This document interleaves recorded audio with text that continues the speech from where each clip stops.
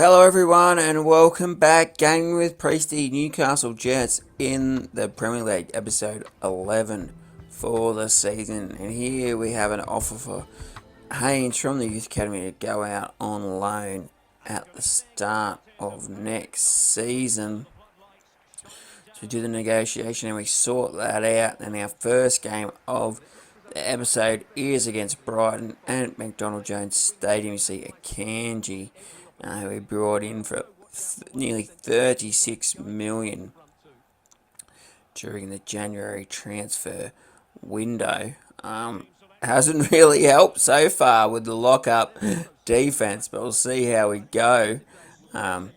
See here, Brighton squad is looking really good, and Wepu and Losello. I don't know what it is about this guy on FIFA 22, but he's an absolute beast, so hard to shut down. You see, early in the game, we actually play the ball around really well. That's some nice football, just 3 minutes into the game, and the Super Swede Olsen would put us into the lead.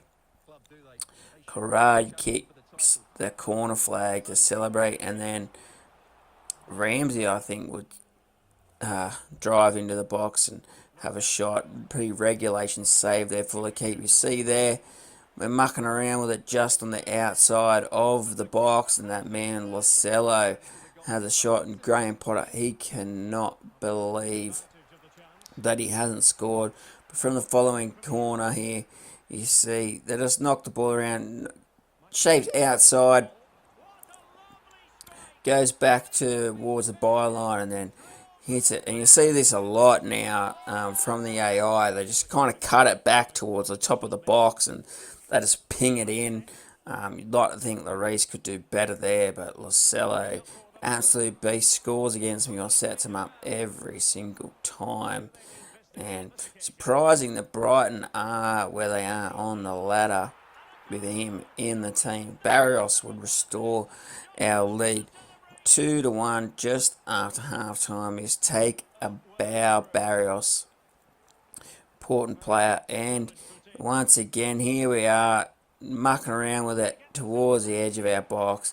And this time, Marcelo, he sets up, I think, Mbwepu for the equaliser. Late in the game, play Lacazette through. He just doesn't have the pace to stay in front, but he holds the ball up well. Goes to Ravella.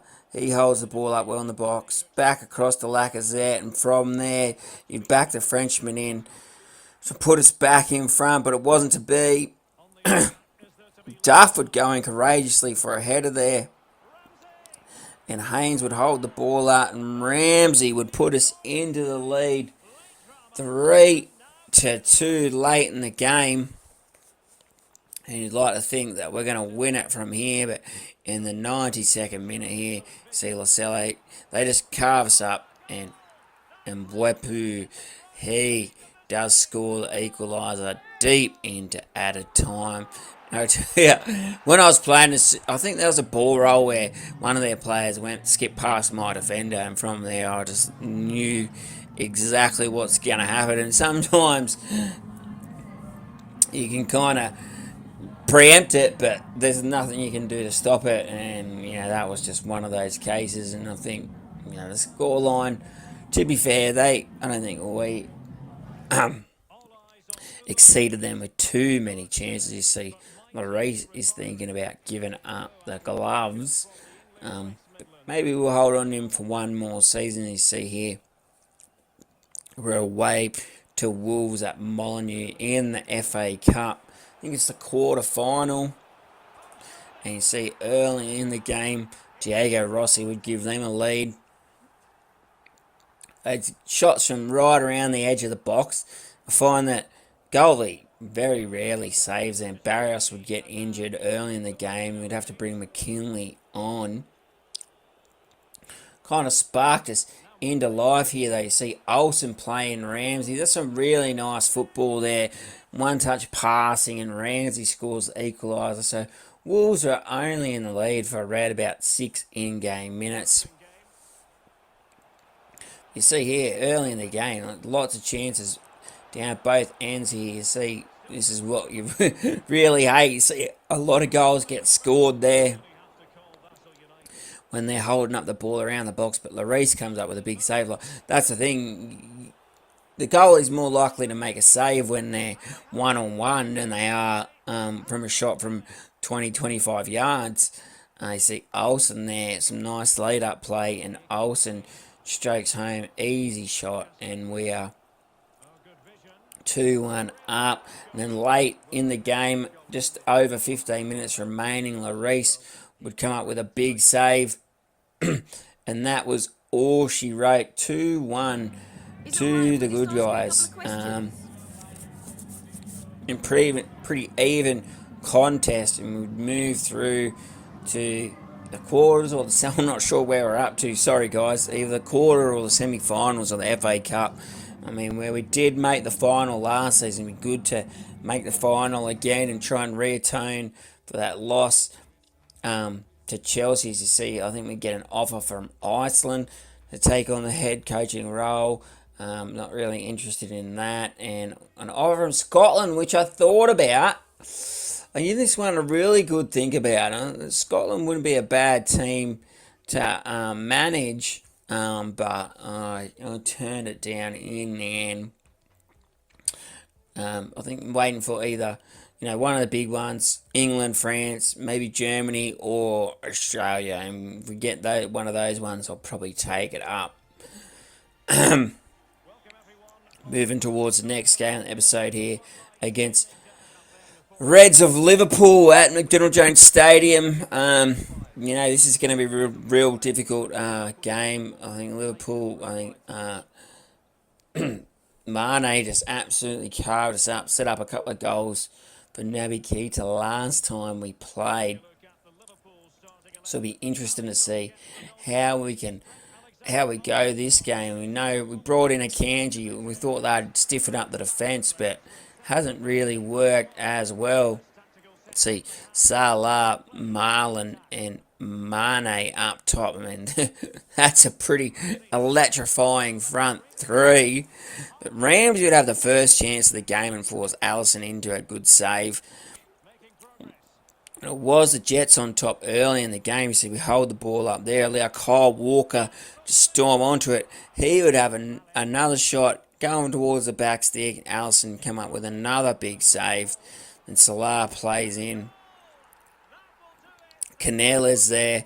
And it's 1-0 there. First chance of the game. First shot. First goal. And Liverpool are 1-0 in front. Not too unexpected. The Reds, you look at their players compared to ours, like, no disrespect to the Super Swede and Lacazette, but it doesn't really compare to Mane, Salah, and Donya Marlon. Is Kyle Walker would come up with the equaliser there.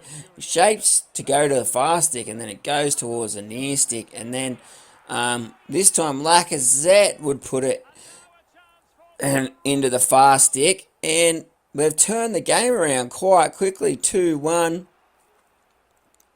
But we know Liverpool aren't going to give anything away there. You see a nice ball over the top there to Mane, and Walker's just trying to hold him up, but he just skips past. I'm going to tell you, the defending there, you see there, I'll stick a leg out.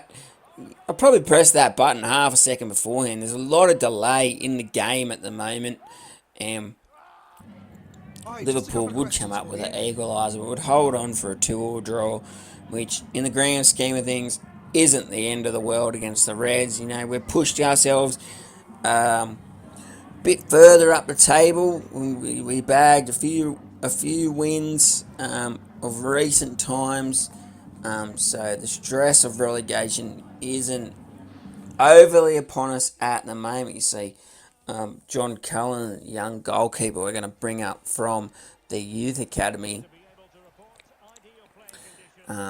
Maybe he could be a long-term replacement in goal, and we never know. We're going to have to get him out on loan so he can grow. Moving to the next game of the episode against Burnley at Turf Moor. We knocked Burnley out of a couple of cup games last season, so every time we play them, and they're going to be looking for revenge. The Newcastle lineup we've come to know and love. Of course, Barrios is out, so Ramsey goes back into the CM role, and we play McKinley up at Cam. And early in the game, Burnley would win themselves a free kick, and they have a great chance, and it's a great dig on goal, but right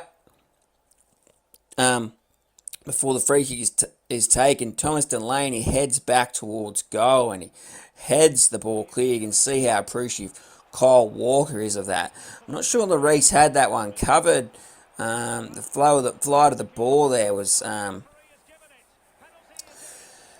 it was kind of swerving, so I'm not sure he had that one covered. Anyway, it was good for Delaney to clear it, but then you see we give away a penalty there with Kyle Walker. I've got to tell you, I don't think there was much in this. He sticks a leg out after the shot is taken and kind of brings him down, and so Burnley would receive the penalty. We come up with a big save, and then Season, we're just trying to make it an ordinary pass, and it gets intercepted, crossed straight over to the middle unmarked, and times like that, the footballing gods just weren't looking down upon us with much kindness. I mean, it was a simple ball for Caesar, and he stuffed it up, and we got absolutely punished. Olsen would go close here from just outside the box, hit it really well, but it would just go around a foot above the goalpost. Just after the half an hour mark, McKinley would drive into the box, and he'd force a good save from Nick Pope. He's probably,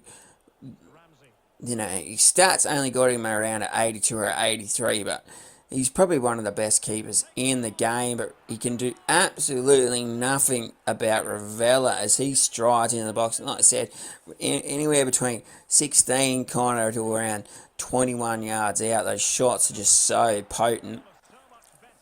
See, Pope comes up with a pretty regulation save.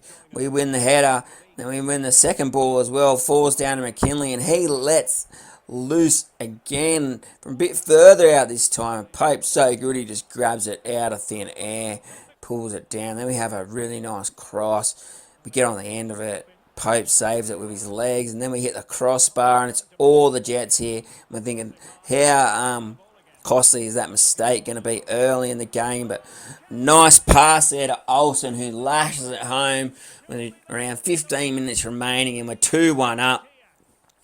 And this could be the one that, finally says no more relegation fears for us. Really important win there. Almost gave it away early in the game with some poor defending and poor passing out from the back. That's just the way it is on this save. Hope you guys enjoyed today's episode, and I'll see you guys next time. Thanks for watching.